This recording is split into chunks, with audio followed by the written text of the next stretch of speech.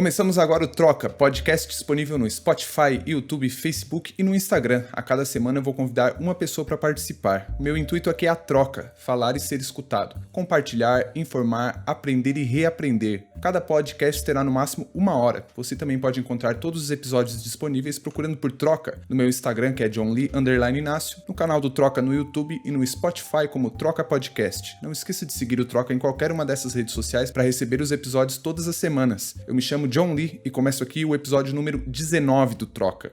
Meu convidado de hoje é o Rô Conceição, natural e morando em Florianópolis. Cantor, compositor, músico, pai e ex-vocalista da banda Irie, adepto dos ensinamentos rastafaris, sempre em busca de ser melhor do que já foi um dia, embaixador brasileiro do reggae com raízes nativas no jeito mané de ser. Como estamos? Eu gostei da introdução. Que bom. Legal. Compositor, cantor, pai, não necessariamente nessa ordem, mas estamos bem, graças a Deus, sobrevivendo aí a essa loucura da pandemia. Se alguém estiver ouvindo isso aí no futuro, é isso aí, estamos no meio de uma pandemia muito louca aí. A gente sempre lia os livros de histórias dos momentos históricos e descobrimos que não é tão legal assim, né? Passar por um momento histórico, né? Depende de qual deles, né? No nosso caso, nem tanto, né?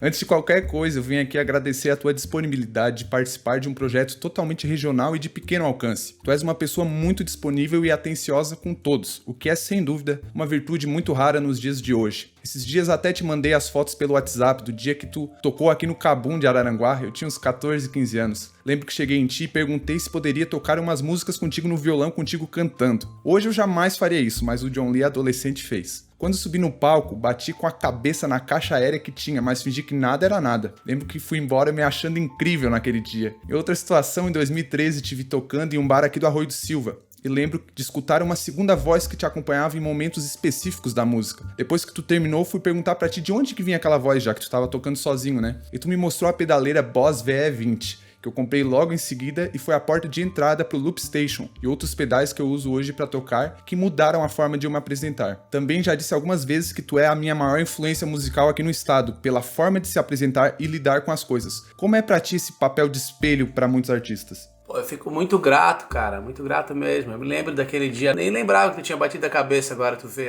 disfarçou legal. E eu sempre penso também, da mesma maneira com que eu também, quando tava começando a tocar, cheguei nervoso, pedindo pra dar uma canja, e a pessoa me deixou, eu também achei uma loucura ele me deixar. Eu falei que eu não tava preparado pra receber o sim, na verdade. Né, o cara vai pensando, o cara não vai deixar, beleza. O pessoal tava pedindo e ele não deixou. E aí o cara deixou, né? E foi importante pra mim também. Eu sempre penso que pra algumas pessoas é legal, assim, é importante. E também já te disse isso, é muito a ver com o jeito que a pessoa saber chegar, né?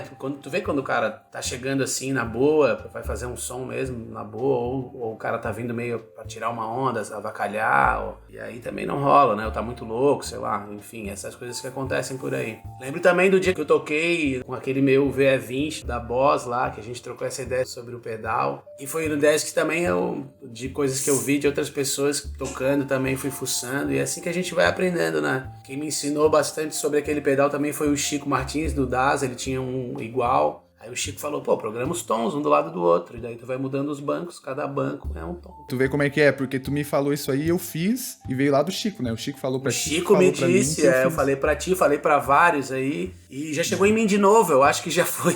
Um amigo meu me contou, eu falei, mas não, acho que fui eu que te falei.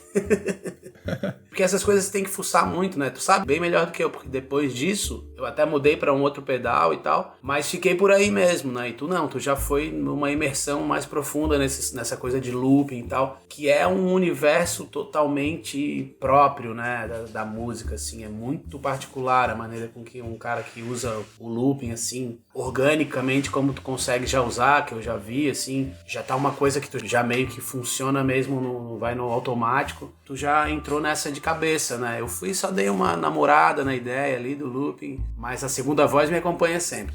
Eu digo que são as minhas samambaias, e sempre tem uma ou duas samambaias ali presentes. E tem que saber usar aquela segunda voz, porque se tu avacalhar, ela fica feia, né? Ela passa do limite, né? Ou fica tem que ativar só nos momentos certos, né? O alvo e os esquilos, né? Eu sempre falo. E o cuidado maior, sabemos todos, né? É a hora de quando tu vai falar com as pessoas, cara, se tu deixa aquilo ligado, é terrível. Muitos obrigados e boa noites, eu já deixei aquilo ligado, velho. É um horror, né? É um boa noite bem harmônico, né? É uma noite. É uma coisa estranha. Mas fora isso, ele funciona bem, né? Se souber usar assim, ele soma, né? Dosando, né? Com carinho, assim, também. No começo eu acho que a gente acaba usando um pouco demais, né? Depois a gente vai vendo que Sim. não, pera, calma aí, vamos tirar um pouquinho de efeito. O cara se emociona, né? Tem muita possibilidade. Eu acho que o looping também, né? Tem muita possibilidade, o cara se emociona, depois o cara fala, não, tem coisa que não tem necessidade, vamos fazer o simples. Eu lembro que quando eu comprei o loop, o grandão, quando no mesmo dia que chegou, eu já levei pra tocar. E foi, sem dúvida, talvez o pior show que eu já fiz na minha vida, assim. Porque tava emocionado com o negócio, assim. Mas foi um terror, assim. Foi todo um processo, né? Hoje, como tu falou, fica natural pra mim tocar com ele. Mas eu lembro que no começo era batendo cabeça, assim. O negócio ficava feio. E quando a gente tá emocionado com o negócio, às vezes nem a gente nota que tá meio palha, assim.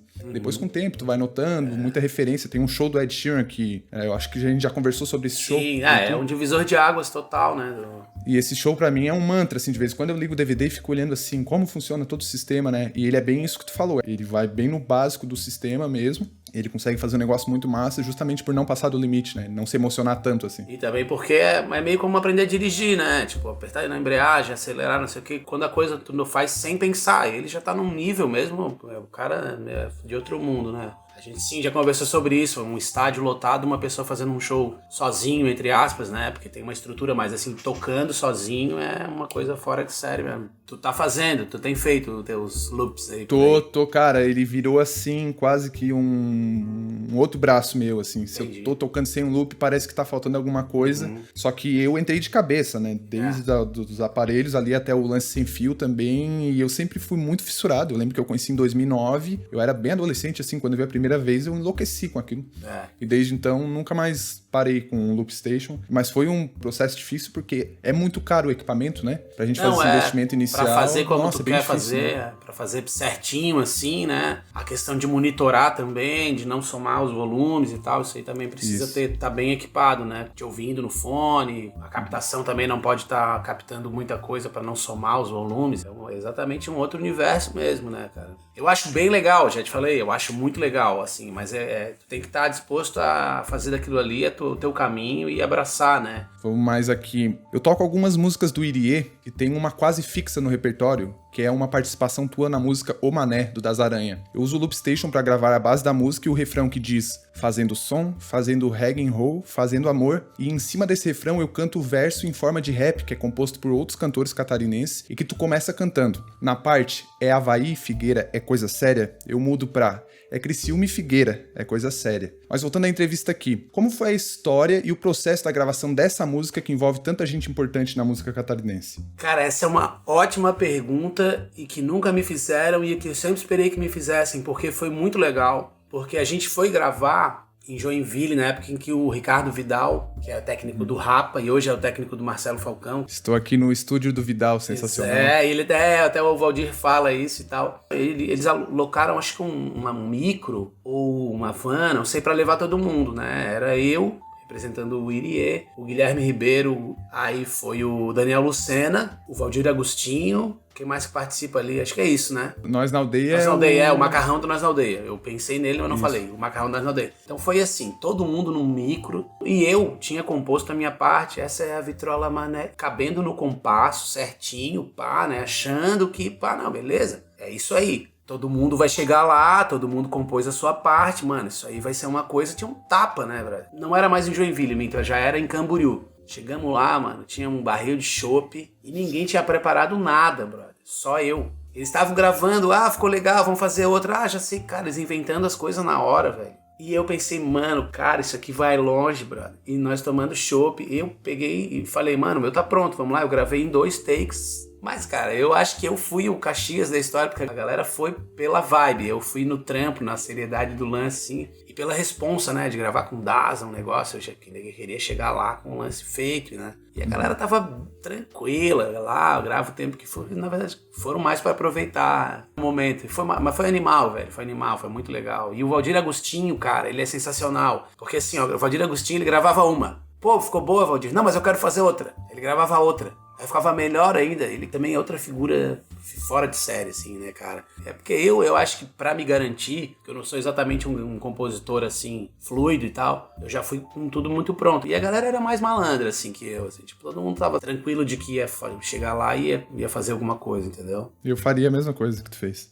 Eu acredito. Total. Mas eu gostei pra caramba do resultado. Gostei pra caramba da minha contribuição, né, singelamente falando, gostei pra caramba do que eu fiz ali. Cara, é uma das músicas que mais pega, assim, quando eu toco, pessoal, quando entra esse rap mesmo, porque é muito bom. Tem pessoas que tocam, mas a maioria não canta o rap, né, e eu faço aquele rap inteiro, de todas as partes. E tem gente que faz só, tipo, o meu pedaço, que é mais fácil, do John Bala ali, é mais fácil, aí chega numa parte que vai ficando meio... O do Valdir é muito complicado, velho. É desse que eu gosto. Né, porque é muito... Dá pra ver que é uma coisa muito da hora, assim, do momento. Tô no estúdio do Vidal, sensacional. O Vidal deixou também um pouco por, né, preciosismo, assim, deixou aquela parte do estúdio do Vidal. Não, dá pra perceber que foi meio feito no repente, assim, né? Dá pra ter essa percepção. Mas foi legal, mas eu acho que no final das contas foi importante ter alguém ali que chegou com um pouco de rumo da coisa, gravou, trouxe um caminho, né, mais ou menos, pro resto da galera. E tem uma referência ali também, eu digo, em matéria de som, que estou uma pedra sai um cara bom, fazendo reggae and roll, fazendo amor a noite inteira. Aquilo ali é uma referência a uma música de Chico Buarque, né? Eu faço samba e amor até mais tarde. Ali eu roubei aquele... Fazendo reggae and roll, fazendo amor a noite inteira, né? Mas, cara, eu acho muito massa saber a história por trás da música ali que tu falou, aquela referência ali, não fazia ideia e se eu não te perguntasse, jamais faria. Muito massa. Não, eu acho que ninguém sacou, foi uma coisa que... É da composição também, da gente roubar coisas, né? É meio sopa de pedra, né? Tu bota a pedra, bota tudo e depois tu tira a pedra, ninguém sabe que tu te botou a pedra ali, entendeu? Ela só serve pra te impulsionar pra outro lugar, né? Tá bem alto até hoje em dia esse lance das referências, né? O pessoal usa muito, assim, faz bastante, até bem escancarado, assim, não tenta esconder muito. A ideia ali foi, tipo, a vitrola mané é uma referência às vitrolas, que são os sound systems que tem na Jamaica, que são aquelas carros de som que no Brasil e no Maranhão tem chamado de vitrolas. A vitrola mané não é a vitrola, né, o toca-disco e tal. Mas o mané tem uma coisa meio pejorativa, assim, sei lá. Não pra mim, né? Mas depois eu cruzei com uma banda daqui de Floripa chamada Vitrola Mané. Eu fiquei pensando, influenciei o nome da banda dos guris aí. Ah, que massa. Mas aqui... como é que foi o teu início na música antes de formar a banda Irie? Cara, eu comecei a tocar violão. Meu pai comprou um violão pra mim. Nossa família é de Araranguá, né? E eu me lembro de umas férias, eu com 8 anos, uma memória bem presente que eu tenho, lembrando, voltando de ônibus lá, peguei um União, né? Voltando pra Floripa. A gente passava sempre as férias em Araranguá e em Tubarão, na família do meu pai em Tubarão, ou em Araranguá, na família da minha mãe, na vila. O meu pai era muito amigo do Everaldo, pô. Do Cabum. Do Cabum. Se criaram juntos. Inclusive, os meus pais começaram a namorar lá na Everson, na época da Everson na praia. Foi lá que eles começaram a namorar, dentro da casa do Everaldo, olha tu vê. Enfim, daí eu voltando de lá de Araranguá, ou de Tubarão, enfim, do sul do estado, onde a gente passava férias, pensando. Meu pai tinha comprado um violão, né? Vou começar minha aula de violão, cara. 8 anos eu tinha. Eu ganhei o violão, fui pra aula e comecei a tocar. E era mágico, cara. Fiquei uns 2 anos estudando violão com criança, assim. Depois larguei um pouco de mão e fui pro violão depois... Na minha época, né, quando não tinha internet, essa coisa toda, a gente comprava umas revistinhas de música na banca. E aí, no meio das músicas que pintavam ali, pintavam umas que, sei lá, de repente não gostava muito, mas era o que tinha. Aí tu ia aprendendo. Depois voltei a pegar o violão, né, nessa fase aí, tocar com os amigos e tal. Até que esbarrei com os guris do Irie, no estúdio do pessoal do John Bala. O John Bala tinha, antes de ser John Bala, era Rococó. E o Jeco, guitarra do John Bala, que hoje é DJ, ele recebia as pessoas no estúdio na casa dele, no Morro da Lagoa ali. Mas era incrível, cara, porque ali, tipo, daqui a pouco, às 2 horas da manhã, pintava alguém, assim. Ou às vezes as pessoas saíam dos lugares e, vamos lá no barraco do Jeco. A gente chegava lá, não tinha ninguém, a gente batia na porta, o Jeco acordava, cara. pra abrir o estúdio pra gente ir lá, cara. E no meio do nada, daqui a pouco chegava um de uma banda, chegava outro de outra banda. Na verdade, aquele estúdio ajudou demais a fomentar aquele momento histórico ali de 1998. Pô, era uma efervescência de bandas maneiríssimas, assim, em Floripa e tal. E aí eu fui, e tava uma galera do Irie, estavam procurando um vocalista, e eu acabei entrando na banda, assim, lá dentro da casa dele. A banda já existia, então, antes de... A banda já existia há alguns anos, A banda de 93, eu entrei em 98, já tinha 5 anos. E nesses 5 anos já tinha tido, acho que uns mais 5 vocalistas. Eu gostava da banda, eu ia assistir, pô. Umas 3 ou 4 vezes eu fui assistir a banda. Até naquele disco a gente gravou daí no primeiro disco em Araranguá, né? Em 98. Assim que eu entrei tipo no comecinho do ano, 2, 3 meses depois a gente gravou o disco. E naquele show, olha como são as coisas, naquele show tinha umas 2 ou 3 músicas que eram as músicas mais importantes talvez ali do Irie na época, não ficaram boas na gravação. A nossa gravação foi muito tosca, tipo, a gente gravou em 8 canais, cara. E a gente, na hora de dividir os canais ali, a gente se emocionou, muito inexperiente. Imagina, cara, o microfone numa batera hoje, com mais de 8 canais talvez, numa gravação de um DVD. E ali a gente só, tipo, uma voz, um backing vocal, uma guitarra, já deu 8 canais, cara. A gente tinha 2 canais pra batera. E ao invés de separar o bumbo, que pra quem sabe de gravação, pô, o bumbo é a coisa mais importante da batera ali, a gente separou a caixa pra poder botar uns efeitos, depois uns reverbs, né, porque era pá! Daí o bumbo ficou no bolo, cara. Então, quer dizer, a minha história com a música mesmo de tocar começou basicamente com o Irie. Eu mal tinha tocado em algum lugar antes, assim, sabe? Tinha uma banda de brincadeira, assim, de garagem. Tu entrou com quantos anos na Irie? No Irie entrei com 20. Eu fiquei 18 anos, até os 38. Mas a banda, como tu falou, teve por volta de 18 anos de histórias e estrada contigo, como vocalista. Como foi essa jornada enorme e como aconteceu a tua saída da banda? Cara, a jornada foi incrível, porque tu imagina, cara, eu tinha 20 anos, eu fui pai aos 17, eu trabalhava na Lagoa, numa sorveteria, e eles frequentavam a sorveteria. E aí foi incrível, cara, porque dali eu já gravei um disco, dali a gente já começou a tocar, e em 2001 a gente já gravou um disco, eu acho que mais importante, assim, da carreira. Algumas das músicas que se perderam lá em 98, naquele primeiro show, por causa de questões de gravação, muitas porque as pessoas cantavam tão alto a música que vazava o som das pessoas e atrapalhou a gravação. A gente gravou em 2001 o Translatação, que é o disco que quando a gente conheceu o Vidal. É uma coisa que é inacreditável, cara. A gente não teve uma conquista financeira absurda, nem uma conquista de espaço mainstream absurdo, né? A gente beliscou certas coisas, né? Foi a gravadora, teve momentos assim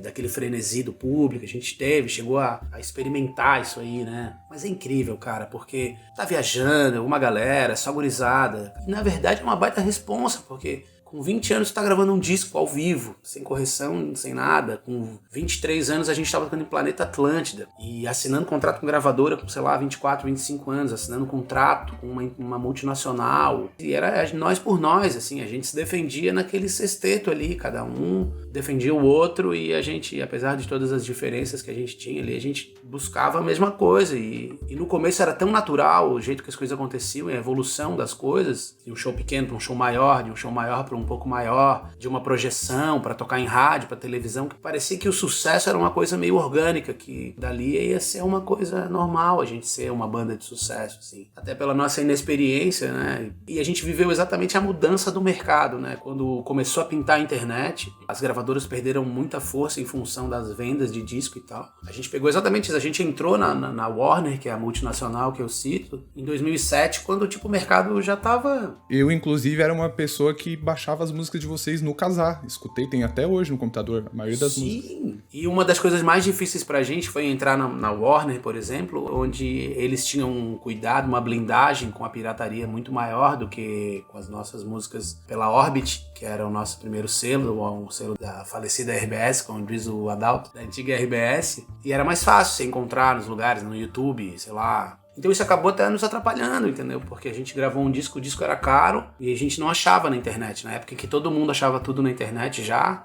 a gente não achava o nosso disco. Então esse disco de 2007, que é um disco fantástico, produzido de maneira brilhante por um produtor renomado do Brasil, assim, que a gente teve o prazer de trabalhar, que é o Paul Ralphs, que é um britânico que mora no Brasil, mas que produziu todo mundo, produziu Lulu, produziu Armandinho, produziu Sandy Júnior, produziu Big Mountain, cara. Nossa. E aí esse disco pouca gente conhece, várias músicas ali são desconhecidas porque O disco era caro, não tinha na internet, numa época em que todo mundo buscava na internet, enfim. Mas a minha história com o Irie é linda, maravilhosa, de 99% dos momentos foi de amor e carinho, amizade.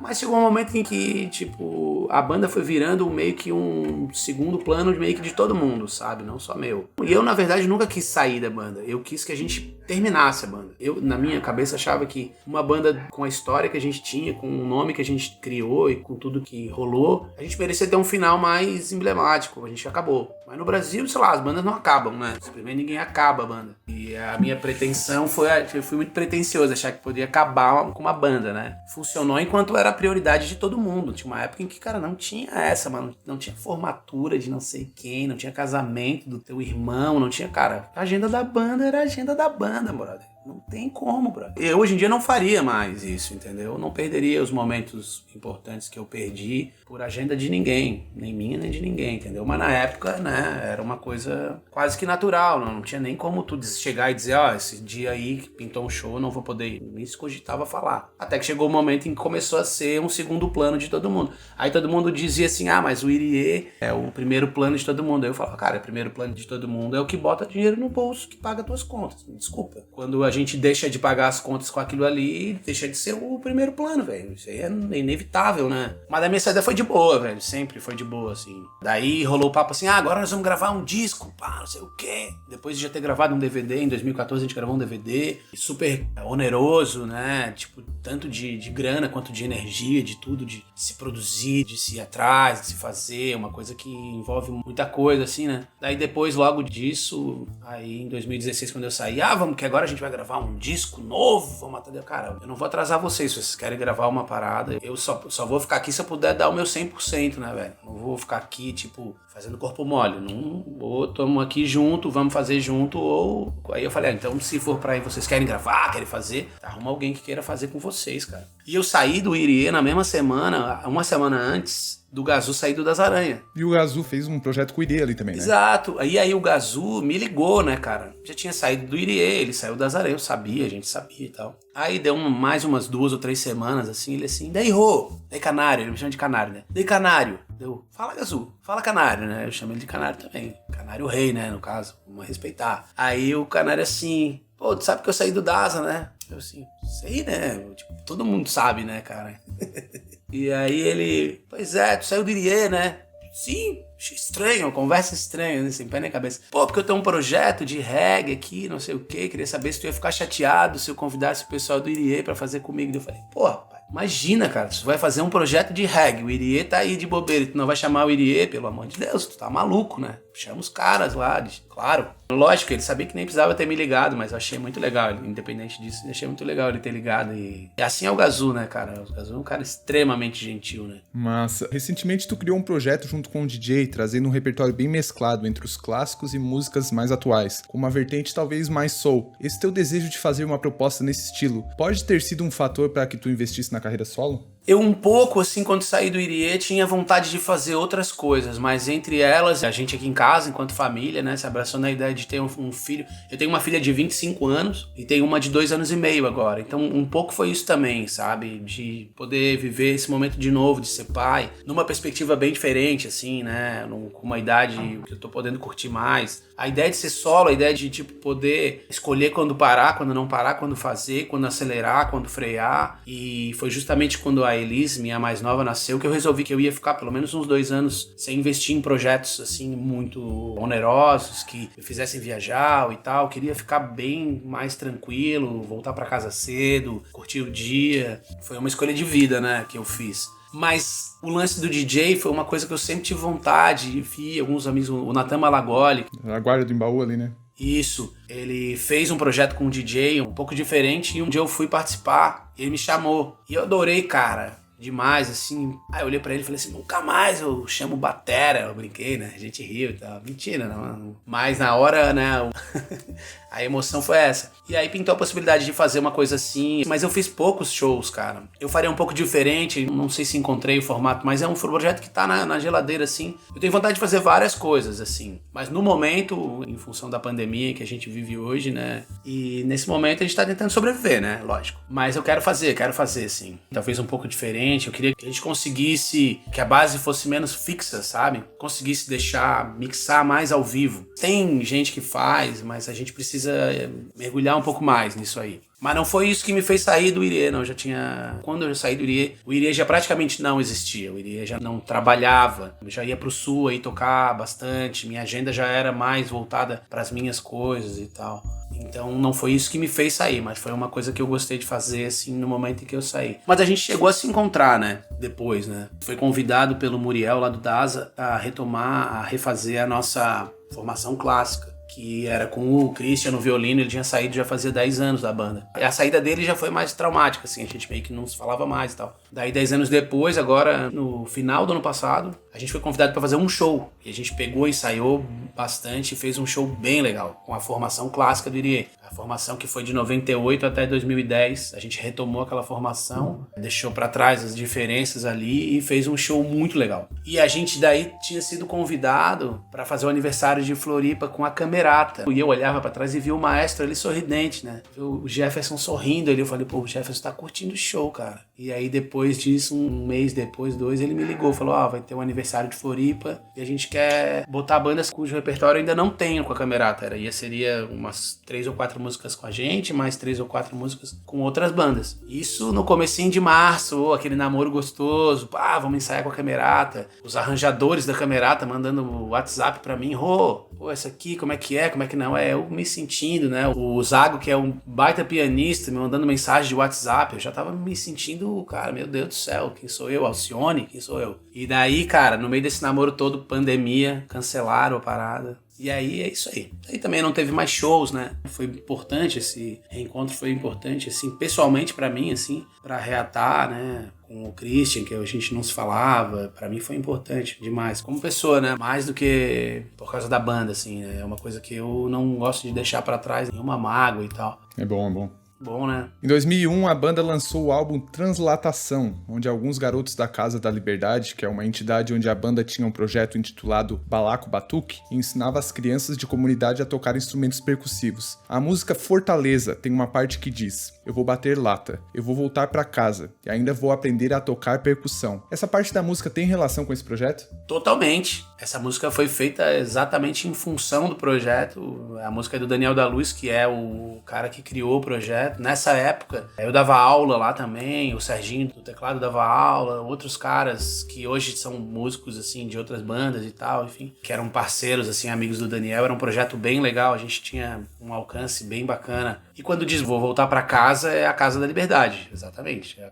voltar pra Casa da Liberdade, que é onde as crianças tinham, durante o período em que elas não estavam, as crianças que estudavam de manhã, almoçavam na Casa da Liberdade e tinham o contraturno, né? Durante a tarde ali, na Casa da Liberdade. O projeto funcionava dentro da casa como mais um conjunto de aulas que existia. Tinha outras coisas que rolavam além do Balaco Batuque dentro da Casa da Liberdade, né? E aí as crianças que estudavam à tarde almoçavam lá também. Todas se encontravam no almoço. Na verdade, ali é onde rolava o rango de todo mundo, né? Quem estudava de manhã rangava e ia pro contraturno à tarde. Quem ia pro contraturno de manhã almoçava ali também. Ali salvava, antes de mais nada, o almoço da galera, né, velho? Caixa Queimada e Mocotó, que ele fala na música, né? O Morro da Caixa, o Morro da Queimada, o Morro do Mocotó. São todos os morros ali do maciço da Agronômica, onde a criançada é de risco social mesmo, né? Que se não tivesse ali, tava na rua, assim. Mas esses projetos dependem muito da prefeitura que toca. Cada prefeitura, às vezes, não quer tocar projetos de prefeituras antigas. Muda o nome, muda o local. Tá mais interessado em número de projetos, ao invés de um projeto bacana, eles querem ter 42 projetos. Aí eles esmiuçam os projetos, espalham pela cidade. E ali era um lugar que realmente tinha muita necessidade. A Casa da Liberdade teve um impacto social bem importante naquela região ali. De caras que tocavam ali, no Balaco Batuque especialmente, gurizada que a gente tem uma convicção que conseguiu ajudar de uma certa maneira, dar um rumo, assim, gente que aprendeu a tocar, que virou músico e que foram nossos alunos ali. Isso é muito massa, né, velho? Muito importante também.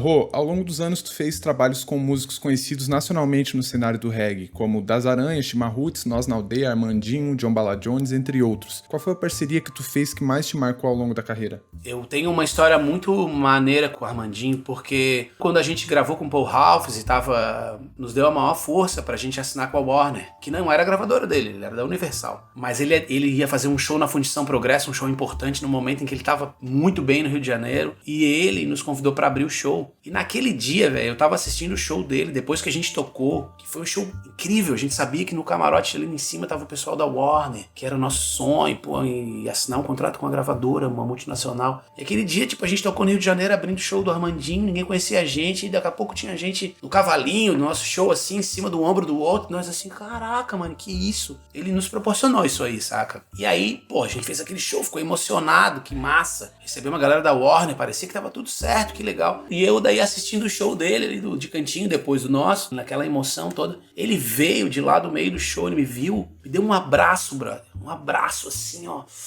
Lá fora, né? Na coxinha, assim. E voltou pro show. E eu, assim, cara, não entendi. Tipo, caraca, né, mano? Eu fiquei assim, né? Daí, quando a gente foi fazer o último show com o Irie, era um show e o Armando ia tocar também. E ele me ligou. E aí, porra? Quem é? Sou eu? Eu quem? Oh. Tem uma luz, né? O papai tá contando uma história pro tio John. Ele manda um beijo pro tio. Daí... Oi.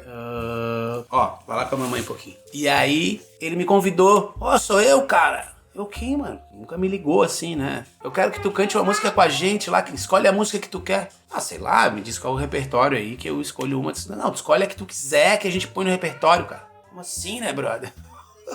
Daí ele falou, vamos fazer Desejo do Mar, acho que tem a tua cara. Eu falei, tá, mano, pode ser. Aí a gente fez o nosso show de despedida, cheio de emoção e tal. Pô, o nosso último show junto, o Irie, foi uma coisa assim, bem emocionante. E depois teve o show do Armando. Eu entrei pra tocar com ele, daí ele me deu um abraço de novo, cara. 9 anos depois daquele primeiro abraço que ele tinha me dado. Daí ele me deu um abraço e ele explicou ali, cara, esse cara aqui, essa banda, o Rô e a galera do Irie, quando eu cheguei em Floripa e ninguém me conhecia, os caras me receberam, a gente tinha recebido ele tinha cantado no lançamento de um disco nosso, num show importante e tal, mas pra gente foi uma coisa tão natural que eu nem me lembrava, tanto é que eu não entendi, né, velho? Entendi o carinho, mas não entendi no contexto por que aquilo tudo. Ele falou, por isso que eu tô dando esse abraço aqui no Rô, porque foi assim que eu me senti abraçado e tal, quando eu cheguei. Daí me caiu a ficha, por isso que ele me deu aquele abraço lá em 2007, quando a gente tava lá no Rio, no meio da Fundição Progresso, porque dali também cada um vai pra um lado e a gente fica sem se falar há anos, né? Então foi super importante pra mim por causa disso. E ele gravou uma música, né? A gente acabou não se cruzando na gravação, mas ele gravou uma música nesse disco em 2007, da Warner, mesmo sendo de uma outra gravadora, gravou, nos ajudou a entrar na gravadora com certeza, pelo momento dele e tal, por a gente estar junto com ele ali, por a gente ter tocado junto no show lá, que, cara, quase nos apadrinhou, assim, né, velho? Foi muito importante. Mas também com a galera da Shima, também foi show de bola. A Tati é uma das minhas referências maiores, assim, de vibe, cara. Meu Deus, a Tati tem uma energia, cara, uma menina de luta, muito massa, velho. Eu adoro ela. Tivemos também contato com o Edu Ribeiro, que é, meu Deus, cara. O Edu é um queridaço demais, assim. Mas acho que a parada mais louca foi o dia que eu dei uma canja, daí foi de surpresa, depois de um show, depois do nosso show ia ter o show do Tribo de Jah. E eu já tava lá curtindo o show, chegou o nosso empresário na época e falou assim, tu vai cantar uma música com o Tribo de Jah. Já acabou com a minha night, né, cara? Já fiquei nervoso, cara. Eu falei, mano, quem, o quê? Que música? Como assim, cara? Que eu entrei, cara, no palco dos caras, velho. Sabe aquele gato quando fica arrepiado, brother? Com as costas arrepiadas, assim, ó. Eu fiquei todo arrepiado, cara. Só de lembrar, mano, eu fico todo arrepiado, cara. Eu nunca senti isso, brother. Porque o show do Tribo de Jah é tipo uma coisa mística, velho. Os caras tudo cego tocando, cara. Quando eu parei do lado do guitarra, meio que pra cumprimentar ele, assim, ele pegou e foi me dar a guitarra. Eu falei, não, cara, pelo amor de Deus, eu vim só pra cantar, tu não me entrega a guitarra. Queres acabar com o teu show. Eu olhei pro meu guitarra, tava lá atrás de butuca, falei assim, tipo, venha, o cara tá entregando a guitarra, é contigo, Delino. Ele assim, não, tipo assim, não vou não. Cara, esse foi, assim, a maior energia, assim, de palco que eu senti, cara. Uma coisa meio quase religiosa, assim. Ele cantou um Bob Marley lá e eu fiquei ali só de butuca dando só umas beliscadinhas, né, de leve. Foi o dia que eu mais me arrepiei, assim, a energia mais forte, assim, mais incrível, velho. Massa saber disso aí. Uma vez assistindo um show teu, tu falou no palco, sei tocar muita coisa e não sei tocar muita coisa. Em um momento que as pessoas estavam pedindo músicas de outros artistas. Quais são as suas maiores influências fora do reggae? Só saída boa, né? Eu de vez em quando falo isso porque, cara, o cara assim, toca não sei o que, eu não sei. O cara fala, tu não sabe, mano. Eu não sei tocar tanta coisa, velho. Mas também sei tocar uma porrada de coisa, né? Cara, eu aprendi a gostar de reggae com o Irie, né? Me apresentou o supra-sumo, assim, as coisas mais incríveis de dentro do reggae, coisas que eu talvez jamais teria sonhado e conhecer. E alguns até depois pessoalmente, assim, graças à banda, né? Mas eu nunca fui o cara do reggae. Eu sempre fui um cara ligado bastante na minha formação, mais em MPB, rock clássico, assim, alguma coisa. As coisas que o meu pai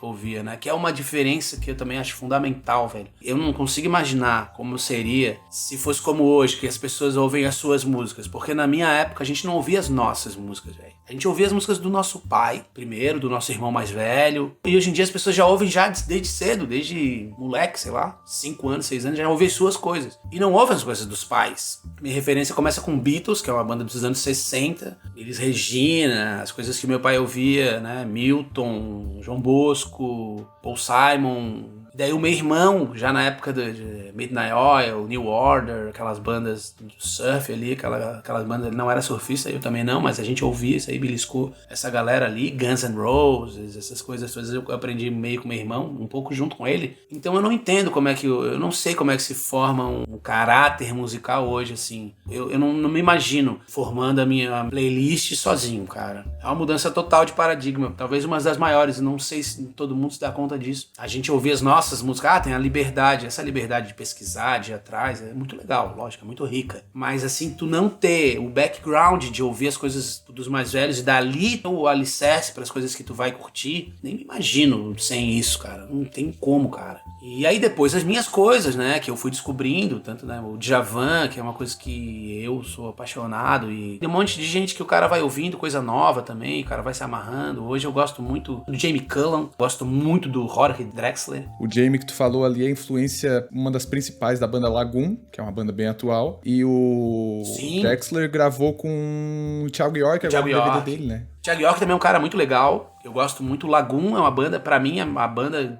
das que surgiram aí, a mais sensacional. Que é uma banda também que tem influência do Loop Station, né? Ah, é? Não sei. Naquela música Eu Não Valho Nada, que foi que eles estouraram, ele Sim. começa usando um pedalzinho de loop com a banda. Ele faz um beatboxzinho assim no começo. Tá? E eles até falam no final do clipe, eles falam do Loop Station depois no final, mas depois pra frente eles foram saindo dessa linha, mas eles começaram a ir. Eles têm uma onda experimental, assim, que é bem legal, assim, eu acho, gosto disso também. Porque o mainstream começa a ficar meio apertado, né? A gente, enquanto banda, viveu essa mudança do mainstream estrangular as bandas, né? O sertanejo, outras coisas foram chegando com muito poder, né, cara? Com muita grana e com muito poder. Mudaram a maneira com que as bandas negociam com as rádios, com as TVs. O mercado mudou, o mercado virou um mercado de dinheiro, então é muito difícil. Um comportamento muito recorrente no cenário musical é o de os músicos mais antigos criticarem as músicas da atual geração, alegando que a qualidade musical se perdeu ao longo dos anos. Eu vejo que tu costuma tocar muitas músicas atuais no teu repertório. Qual é a tua visão sobre o cenário atual? Cara, tem muita coisa boa, mas é porque hoje parte desse negócio da democratização, né, cara? Tudo ficou mais acessível, mas ao mesmo tempo, estar na internet não significa mais nada. Estar na internet é como tu montar teu equipamento e tocar na frente da tua casa. Se os carros não passarem na tua rua, não vão te ver. É democrático numas, velho. Não é tão democrático assim. Porque o espaço ainda precisa de grana. Não muda muita coisa, entendeu? Só muda a maneira com que chega. Mas assim, antigamente pra tu chegar na televisão, tu tava na televisão, tu tem um alcance. Hoje em dia, tudo bem, tu tá na internet, tu tem um alcance. Teoricamente, velho. Porque se ninguém clicar no teu vídeo, ninguém vai ver o teu vídeo, velho. Tá, eu estou ao vivo para o mundo todo. Só que o mundo todo não clicou e ninguém viu. Então não é bem assim, entendeu? Mas pra aquela pessoa que gosta de fuçar, de ir atrás, de buscar, que, cara, entre nós é uma minoria, a maioria das pessoas vai receber, né? O que tá rolando, o que tá tocando, o que tá na novela, enfim. Acontece muito de eu achar artistas, bandas na internet com pouquíssimos acessos e passar pouco tempo depois elas virarem famosas, essas pessoas. Não sei se acontece contigo também. Acontece e o cara fica meio feliz, meio bronqueado, né? Pô, agora todo mundo conhece, que saco, porra. Ah, é sim. Um exemplo é o PJ Morton. O PJ Morton é um tecladista do Maroon 5. O Maroon 5 numa formação mais recente botou um tecladista a mais, né? E é um cara do soul, que tem uma história com o gospel. Cara, é uma anomalia da natureza, incrível. E a minha mulher viu, e aí ela clicou, e olha que legal esse cara. Mano, daí a gente viciou nesse cara aqui em casa. A gente é apaixonado por ele, não é um cara muito conhecido. E tem uma história muito legal do PJ Morton, que ele, claro, usou esse alcance do Maroon 5 pra gravar um disco mais autoral, mais afim, do jeito que ele queria que fosse. Ele tinha muito mais alcance, né? E ele gravou esse disco, depois ele gravou um ao vivo desse disco em estúdio. Não dá pra chamar de DVD, é um real time rolando assim, e é assim, ó, um convidado entra, o outro sai e as músicas, ele vai tocando e a coisa vai rolando. É sensacional, velho. E ele viu uma menina, ele gravou aquela música How Deep Is Your Love, do Bee Gees. Ele regravou essa música, né? E aí ele viu uma menina no Instagram cantando essa música, velho. Ele gostou e chamou essa menina pra gravar com ele, bro. Essa menina gravou com ele essa música nesse disco, na versão ao vivo em estúdio desse disco. Eles ganharam o Grammy, brother. A menina que tava no Instagram gravou a música, ele gostou, marcou ele gostou, chamou ela, eles ganharam o Grammy, cara. Olha que loucura. Tem essas coisas também, né? Em relação ao que tá rolando, tem muita coisa massa, cara. Eu gosto muito do Rael, o Emicida e o Criolo, né? Dois caras que, como figuras, assim... Esses três que tu falou aí, eu sou muito fã dos três.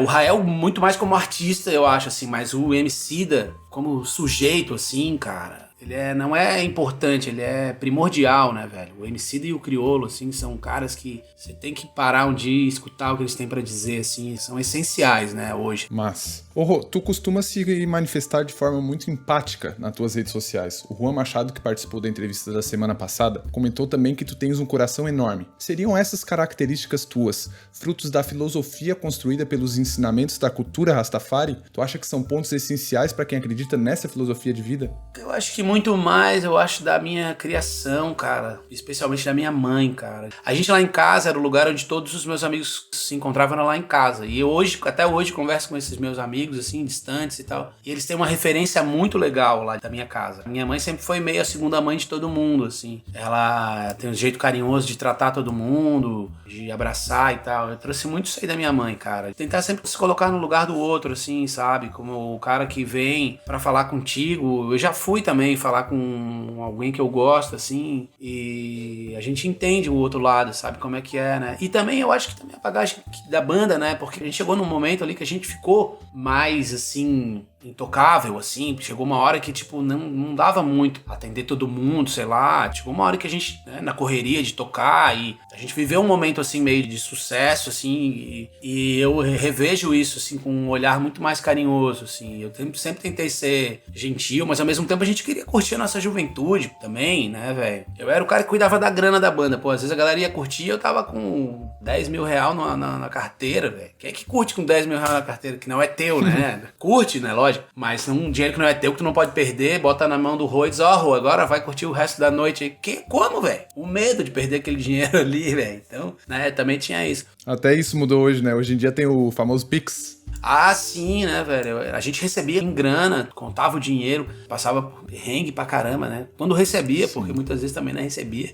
E assim, uma coisa que a pandemia mostrou pra caramba é o quanto a gente ainda é clandestino, velho. O setor musical é muito clandestino, velho. Tu imagina um Lollapalooza da vida? Cara, eu chuto aqui que, velho, 70%, 80% da mão de obra ali é uma mão de obra clandestina, velho. Carregador, montador, iluminador, de tudo. Até as equipes das bandas, e a gente acha que todo mundo é funcionário, carteira, é todo mundo free, brother. Todo mundo recebe no dinheiro, recebe às vezes uma grana legal e tudo, mas é free, cara. Não tem vínculo empregatício, entendeu? A gente muitas vezes era também, velho. A gente chegava muitas vezes sem contrato ou com contrato, que é um papel assinado que também não serve pra nada, porque se o cara não tem palavra, não há papel assinado que o faça pagar, né? Muitas vezes não recebeu, muitas vezes a gente ficou com o carro do cara, não pagou, a gente catou o carro do cara. Que isso, cara? A gente nem pode fazer um negócio desse. O cara assinava num papel de caderno lá, esse carro aqui é do Irie, até eu pagar. E a gente saiu com o carro do cara, apavorado, porque se o cara der busca e apreensão nesse carro, a polícia vai bater no hotel, vai mandar todo mundo preso. Cara, rola, tá? Eu não tô mais na estrada com a banda assim, mas ainda rola, velho. E nos ensina muito, né, cara? O cara que dormiu na chuva também.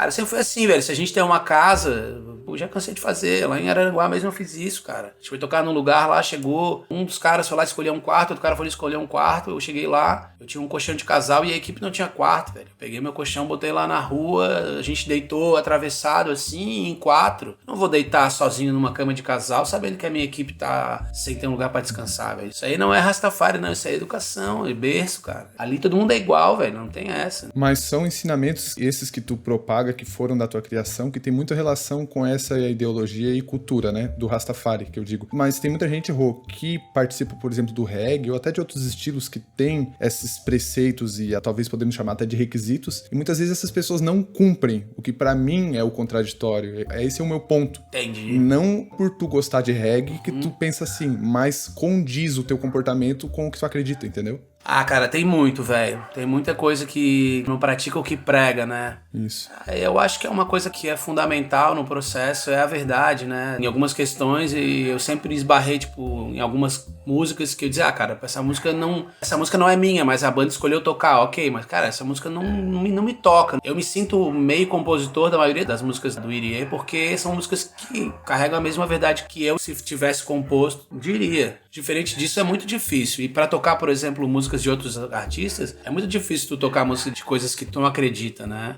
Razão pela qual eu escolho um repertório de coisas que eu gosto. Aí é que entra a história do sucesso. É que o sucesso é um pouco venenoso, assim. Tu cria uma espécie de farsa de um personagem, mas tu não pode, tipo, acreditar que aquela imagem que tu criou de ti é tu, entendeu? Aquilo é uma imagem, aquilo te vende, aquilo ali é um personagem, né? É uma coisa. Mas tu não pode te distanciar da tua essência. Algumas pessoas criam esse avatar e passam a acreditar que são aquilo ali. E quando as pessoas meio que te veneram, que gostam de ti, que vão atrás de ti, que te procuram e tal, te deixam envaidecido e daí começa a construir esse ego, entendeu? E a minha maior busca hoje, não só como artista, mas como pessoa, assim, é a desconstrução do ego, cara. A gente precisa desconstruir essa ideia de ego, a gente precisa desconstruir a ideia individual e construir uma ideia coletiva de que a gente precisa das pessoas, que as pessoas precisam da gente, que a gente é uma comunidade, ninguém aqui é mais do que ninguém e nada, entendeu? Eu posso ter uma aptidão melhor em uma coisa, mas com certeza se eu for conversar com o cara, ele tem outras que eu não tenho e a gente não é melhor do que ninguém, velho. Essa desconstrução foi super importante pra mim, principalmente depois de sair da banda, assim. E o sucesso te deixa envaidecido. Me deixou também, evidente que sim. E até, assim, ser mais anônimo me permite escolher mais, selecionar mais. Tem pessoas que gostavam do Rô famoso, entendeu? Essas pessoas ficam lá com o Rô famoso. Não são essas pessoas que eu vou carregar comigo, entendeu? Eu carrego aquelas, assim, quando eu tô tocando num lugar e do nada chega uma pessoa que eu nunca vi e diz, cara, pô, tua música foi a música que eu comecei a namorar com a minha gata, foi no show de vocês onde a gente se conheceu, pô, num momento de uma barra e tal, eu tava ouvindo teu som e que me ajudou, sabe? Ou o cara que viu meu equipamento e depois dali abriu a cabeça pra uma outra coisa. É pra isso que a gente tá aí, velho. Me sinto uma pessoa muito mais realizada e com muito mais sucesso, podendo ser assim, simples e... Eu acho bem complicado, velho. A gente não chegou a viver o sucesso, mas a gente teve o vislumbre do que é, velho, entendeu? Uhum. Não é fácil não, cara. Tu deixa abrir mão de umas coisas pra ter outras. Eu não pago pau pra quem tem dinheiro, nunca paguei, velho. Eu não pago pau pra rico. Na real, eu acho muito mais legal alguns jogadores aí que, pô, vieram de uma situação humilde e constrói casa, velho. Um jogador africano joga na Europa, vai lá construir casa. É Mané o nome do cara. Ô, Mané. Mané. Ô, Mané. Porque a noção de sucesso de um pode ser diferente da do outro, né, velho? Pode crer. Ô, Rô, eu observo que nas músicas da Banda das Aranha, por exemplo, é comum as pessoas cantarem as letras sem entenderem o que as expressões significam. Isso também aconteceu com o Irie?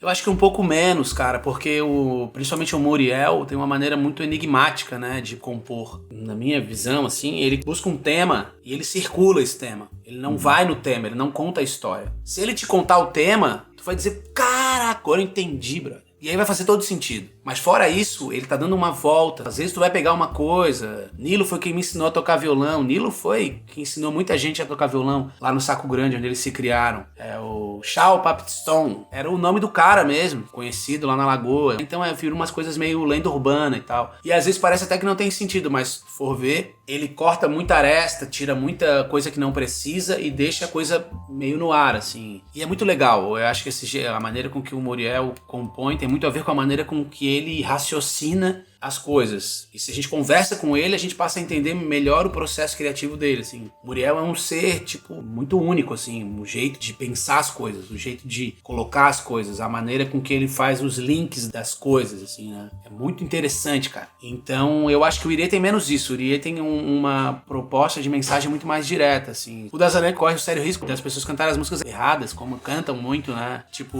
Oração varou o Maral e o vento soprou de terral. Essa Coração soprou do varal.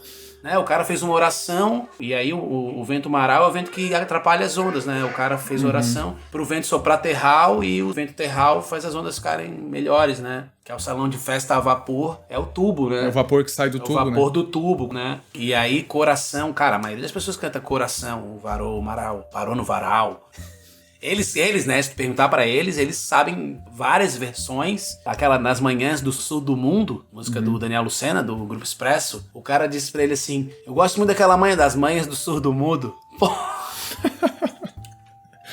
Então tem essas coisas também. A gente acha que tem uma mensagem muito mais clara, assim. Eu não sei de muitas coisas.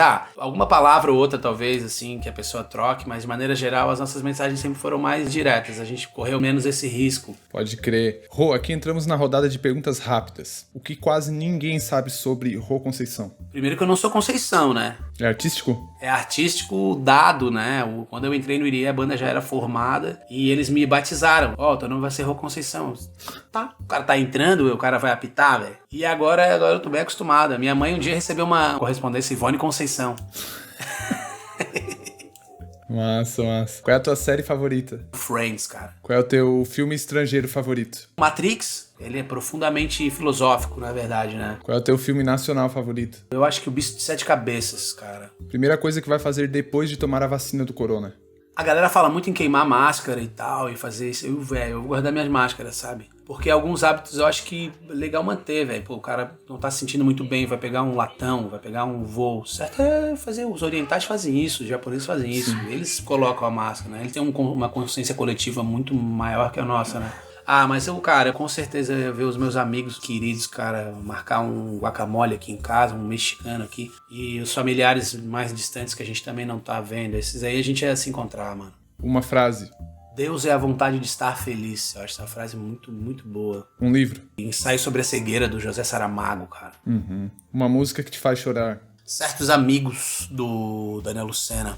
Feat dos sonhos. Djavan, com toda certeza. Comida favorita. Sushizinho agora, eu acho. Qual é a maior roubada que tu já se meteu? Eu me meti em muita roubada, brother. Muita roubada. Talvez, assim, com o Irie a gente tenha se metido numa roubada icônica, assim, algumas, né? A maior, sem dúvida, foi com o Irie, velho. Porque a gente se meteu em muita roubada. A gente, uma vez, foi parado numa blitz, numa cidade que era campeã de parar a gente em blitz. Porque os caras, tipo, se gabam de ser os caras que mais multam ou que mais autuam veículos lá. O nosso ônibus fez uma ultrapassagem indevida e já virou a curva, assim, já era o posto de polícia. E a gente ficou lá. Mano, acho que a gente andou de ambulância. Não, essa já é outra roubada, tô misturando as roubadas. Quebrou nosso ônibus e a gente pegou carona numa ambulância. A gente passou muita roubada, cara. Essas de estrada, assim, são as melhores histórias também. Se não fosse músico, seria? Eu acho que alguma coisa relacionada à arquitetura, talvez, uma coisa assim. Ou talvez de filmmaker, assim, que é uma coisa que eu ainda quero. Tenho vários amigos que trabalham nessa área, assim, sou bem curioso pela área de vídeo, assim. Ainda tem algum sonho ou projeto que não realizou?